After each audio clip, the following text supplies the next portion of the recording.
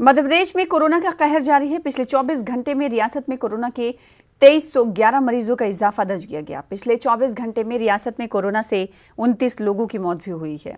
वहीं 24 घंटे में 2225 मरीज रियासत के मुख्तलिफ अस्पतालों से डिस्चार्ज होकर अपने अपने घर को जा चुके हैं।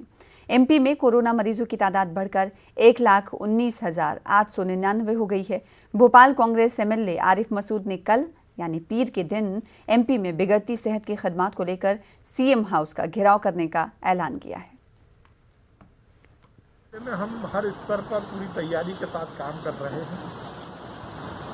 भोपाल हो या प्रदेश का कोई और जिला हो, पूरी तरह से कोरोना मरीजों का इलाज सुव्यवस्थित हो सके, चाहे बिस्तर की व्यवस्था हो, ऑक्सीजन की व्यवस्था हो, आईसीयू की व्यवस्था हो, वेंटिलेटर की व्यवस्था हो, हर स्तर पर हमारी शोबंद व्यवस्था है।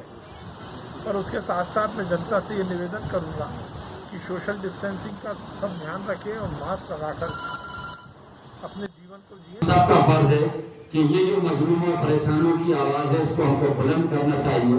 और पीर के दिन 1 बजे हमारा धरना आंदोलन शुरू होगा।